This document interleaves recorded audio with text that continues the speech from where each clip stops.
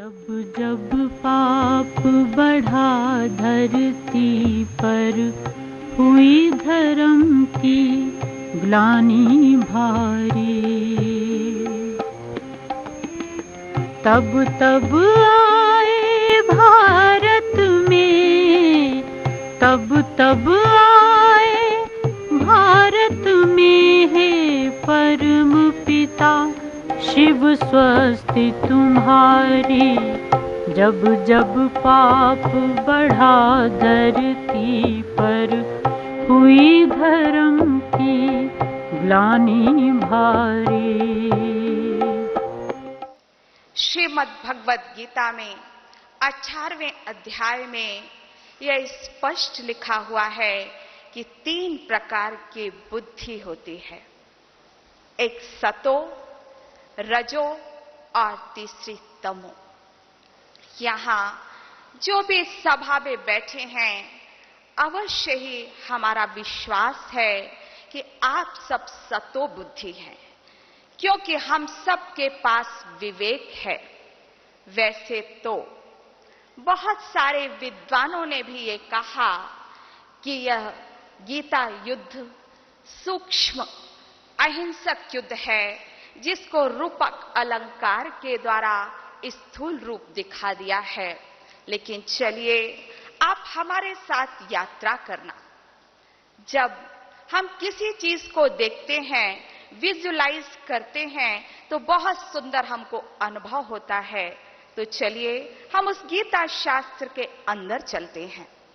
कुछ लोगों ने पढ़ी होगी, कुछ लोगों ने नहीं पढ़ी होगी, लेकिन हम सब संजय के जैसे अब साक्षी होकर उस युद्ध क्षेत्र का अवलोकन करेंगे। संजय कौन? आप सभी तो संजय हो। इतने भाग्यशाली आत्माएं जिसको परमात्मा ने अपने घर बुलाया। आप सब संयम के द्वारा उस दृश्य को साक्षी होकर देख सकते हो और अंत में इस युद्ध को देखकर वही अनुभव कर सकते हो जो संजय ने लास्ट में किया। राजन, उन्होंने धृतराष्ट्र से कहा, राजन मैं भगवान और इस अर्जुन के संवाद को देखकर बहुत हर्षित हो रहा हूं। तो इस गीता ज्ञान को सुनकर, इस गीता युद्ध को सुनकर हमारा मन हर्षित हो जाता है। यह स्पष्ट है ये युद्ध अहिंसक है। लेकिन एक बात बहुत स्पष्ट जानना जरूरी है कि महाभारत युद्ध अलग है और गीता युद्ध अलग है। आज हम सब महाभारत के मैदान में बैठे हैं, तो चलिए हम उस कुरुक्षेत्र का अवलोकन करते हैं। आप सब हमारे साथ चलिए।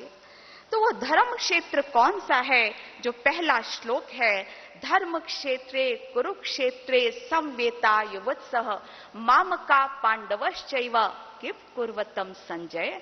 तो हम संजय अब देख रहे हैं वो धर्म क्षेत्र जिसमें स्वयं परमात्मा ने आदि सनातन देवी देवता धर्म की नींव डाली। और वो कुरुक्षेत्र कौन सा है? कुरुक्षेत्र देखिए, उस मैदान में आप देखिए साक्षी होकर 3 प्रकार की सेनाएं हैं। एक सेना पांडव सेना, दूसरी सेना कौरव सेना और तीसरी सेना यादव सेना। उस कुरुक्षेत्र में दोनों तरफ, एक तरफ 11 अक्षणी कौरव की सेना और दूसरी तरफ 7 अक्षणी पांडव सेना। अब हम देख रहे हैं दोनों सेनाओं को। पांडव सेना में कौन है? पांडव सेना में वो आत्माएं हैं जिन्होंने विकारों से मुक्ति प्राप्त की है और उनके अंदर आत्मबल है और साथ ही साथ परमात्मा बल है, लेकिन संख्या में कम होते हुए भी बहुत शक्तिशाली हैं। चलिए अब हम दूसरी तरफ देखते हैं कौरव सेना को। कौरव सेना जिनकी 10 इंद्रियां और मन गुलाम हैं, वो संख्या में अधिक होते हुए भी कमजोर हैं। उनके साथ जरूर यादव सेना भी है, इस तरह 18 अक्षणी सेना। लेकिन अब हम उनकी संख्या देखें। आप चलिए देखते रहिए, यात्रा करिए। अब 18 अक्षणी सेना में आप सोच सकते हैं लगभग 48 लाख इतने घुड़सवार, रथ, पैदल सेना और घोड़े इतने सारे हैं और उनके केयर टेकर भी उतने हैं, तो संख्या लगभग 1 करोड़ हो गई। एक छोटे से कुरुक्षेत्र के मैदान में क्या इतनी संख्या हो सकती है? और महाभारत में यह भी लिखा हुआ है कि 1 अरब 66 करोड़ 20 हजार योद्धा मारे गए। और आज हमारे देश की संख्या कितनी है? लगभग 1.25 अरब। तो ये सोचने की बात है कि जब हम युद्ध की बात करते हैं तो सारे कल्प में सिर्फ जनसंख्या ये अभी ही हो रही है, अर्थात ये महाभारत का युद्ध अभी ही है। और गीता ज्ञान सुनने का अधिकारी पांडव ही है, कौरव नहीं। तो कौरव और यादव महाभारत का हिंसक युद्ध करते हैं, लेकिन हम पांडव अहिंसक युद्ध करते हैं। इसी का वर्णन श्रीमद् भगवद गीता में दिया हुआ है। भगवान कभी भी हिंसक युद्ध नहीं कराएगा। तो चलिए अब हम उस रथ का भी अवलोकन करते हैं। वो रथ कौन सा है जिस पर स्वयं भगवान ने यह ज्ञान सुनाया? वो रथ वास्तव में शरीर है, रथी आत्मा है, मन और जो कर्मेंद्रियां हैं वो घोड़े हैं। अर्जुन के घोड़े श्वेत रंग के दिखाए जाते हैं, अर्थात पांडवों का मन पवित्र है। और जो लगाम है वो स्वयं परमात्मा जो डायरेक्शन देता है, वो श्रीमत ही हमारी लगाम है। और हमारा सारथी, अर्जुन का सारथी स्वयं कौन है? स्वयं परमात्मा है। एक फिजिशियन ने मुझसे पूछा कि ये अर्जुन को ही क्यों ज्ञान सुनाया, भीम को क्यों नहीं सुनाया, और नकुल, सहदेव, युधिष्ठिर को क्यों नहीं सुनाया? ये तो बड़ा स्पष्ट है कि ये सब प्रतीकात्मक हैं। जब तक आप अर्जुन नहीं बनोगे, युद्ध के मैदान में स्थिर नहीं हो सकते। ये सारा संसार वास्तव में युद्ध का मैदान है। अर्जुन अर्थात ज्ञान अर्जन करने वाले। जब हम ज्ञान अर्जन करते हैं तो हम भीम बन जाते हैं, हमारा विल पावर बढ़ जाता है।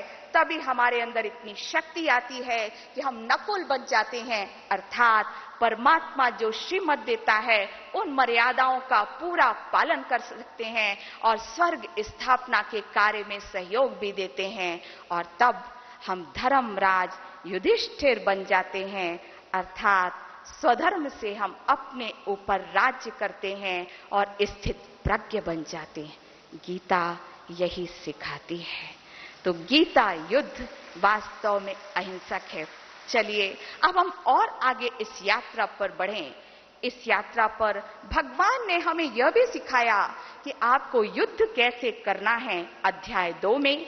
इसीलिए परमात्मा ने आत्मज्ञान दिया। अर्जुन, तू स्वधर्म में रहकर युद्ध कर। अगर हम कौरव संप्रदाय के हैं तो हम अवश्य ही शरीर के धर्मों की बात करेंगे, लेकिन परमात्मा पांडवों को पहला पाठ यही सुनाता है कि तुम आत्मा हो और स्वधर्म में रहकर युद्ध करो। और अगर तू स्वधर्म में रहकर युद्ध नहीं करेगा तो तेरी कीर्ति समाप्त हो जाएगी और पाप को प्राप्त होगा। तो कितना सुंदर अहिंसक युद्ध है जिससे हमारे अंदर इस स्वधर्म से अतीन्द्रिय सुख की प्राप्ति होती है। चलिए और आगे हम देखते हैं हमारा शत्रु कौन है। हमारा शत्रु कोई बाहर नहीं है। इसीलिए अध्याय 3 पर अब हम पहुंचते हैं। अध्याय 3 में भगवान ने स्पष्ट कहा कि अर्जुन, ये काम और क्रोध को तू बैरी जान। 37-38 श्लोक में भगवान ने स्पष्ट कहा। और इसके बाद ये भी कहा ये बैरी है और इसको मूर्छित पर मत करना, इसको तू मार डाल, इसको तू मार डाल। कहीं ऐसा ना हो कि अगर इसको मूर्छित कर दिया तो अंश रह गया तो वो वंश आ जाएगा। इसलिए अर्जुन, हमारा बैरी कौन? काम और क्रोध। तो ये युद्ध अहिंसक है। भगवान ने आगे और भी स्पष्ट किया, कहीं ऐसा ना हो कि अर्जुन को यह संशय हो। तो अध्याय 4 में भगवान ने कहा, ज्ञान रूपी तलवार से, श्लोक नंबर 42, बहुत सुंदर बात भगवान ने कही, ज्ञान रूपी तलवार से तू संशय को मार डाल। और आगे भगवान में 5वें 6वें श्लोक में अध्याय में बहुत सुंदर बात भगवान ने कही, अर्जुन तू योगी बनना चाहता है, मैं तुझे योगी बनाना चाहता हूं, तो तुझे काम और क्रोध को दूर करना पड़ेगा, इससे युद्ध करना पड़ेगा, तब ही तू योगी बन सकता है। आज के वातावरण में आप देखिए, हमने हिंसक युद्ध किया, लिखा, उसका सबसे बड़ा नुकसान यह हुआ कि हिंदू धर्म में बलि दी जाने लगी। इसका दुष्परिणाम यही हुआ कि देवी देवताओं के आगे भी बलि दी जाने लगी, और काम विकार का दुष्परिणाम तो आज हम देख रहे हैं। हम मेडिकल साइंस में पढ़ते थे, 1981 में जो एक बीमारी आई, वो पहला केस यूएसए में हुआ, एड्स, और 1986 में जो इंडिया में पहला केस हुआ। कहने का अर्थ ये काम विकार से फैली हुई बीमारी है, और आज इसको कंट्रोल सिर्फ संयम से किया जा सकता है, इस अहिंसक युद्ध से किया जा सकता है, इसलिए इसको जीतना बड़ा आवश्यक है। अध्याय 6 में भी बहुत सुंदर बात भगवान ने कही कि आज जिस आत्मा ने आत्मा पर विजय प्राप्त कर लिया है, वही वास्तव में अपना मित्र है। तो आइए हम सब अपने मित्र बने और हम आगे देखें। अध्याय 16 में भगवान ने अर्जुन को कहा, अर्जुन तो दैवी संपदा से संपन्न है, और दैवी संपदा का सबसे पहला जो मुख्य गुण है अहिंसा। अहिंसा। तो क्या भगवान उस अर्जुन को, जिसको कह रहे हैं तू अहिंसा वाला है, तू युद्ध कर, इम्पॉसिबल। हम अपनी विवेक का इस्तेमाल करें, तमो और रजो बुद्धि को एक तरफ रख दें, सतो बुद्धि को आगे करें, तो अवश्य ही हम निर्णय कर सकते हैं। चलिए अब हम आगे स्वदर्शन चक्र की बात करते हैं। ये स्वदर्शन चक्र वास्तव में क्या है? स्वदर्शन चक्र वास्तव में इस संसार में जब हम आए, परम धाम से, अपने घर से आए, जब अपने घर से आए तो उसमें स्पष्ट लिखा है कि जब आत्माएं यहाँ आती हैं, अव्यक्त से व्यक्त में जाती हैं और फिर व्यक्त से अव्यक्त में जाती हैं, तो इस साइकिल को, इस संसार के चक्र को घुमाने से ब्रह्मा का दिन और ब्रह्मा की रात में हमारे अपने रूप को ही देखना कि मैं आत्मा किस तरह से देवी देवता के रूप में इस संसार में आई, और फिर मैं कैसे ब्रह्मा के रात में भी अपने इस ऊपरी बहुत अच्छे रूप में थी। इस चक्र को फिराने से हम माया का गला या शत्रु का गला काट देते हैं। तो एक बात मैं 5 मिनट में आपको कहना चाहूंगी कि स्वदर्शन चक्र राइट हैंड यहाँ इंडेक्स फिंगर में लिया जाता है, अर्थात स्वदर्शन चक्र वही फिरा सकता है जिसकी बुद्धि उस कवि पुराणम परमात्मा से लगी हुई हो, तभी। और इसमें 108 सिरेशंस बताए जाते हैं। उसका अर्थ है 108 आत्माएं ही इस स्वदर्शन चक्र को पूरी तरह से मूव कर सकती हैं, और तभी वास्तव में हम इस शत्रु पर विजय प्राप्त कर सकते हैं। कहने का अर्थ कि ये जो शस्त्र है ये अहिंसक है, इस अहिंसक शस्त्र को हम घुमाएं और इस संसार में विजय प्राप्त करें, एक सत्युगी दुनिया लाएं। तो हम एक लास्ट गीता की ही बात से कहेंगे।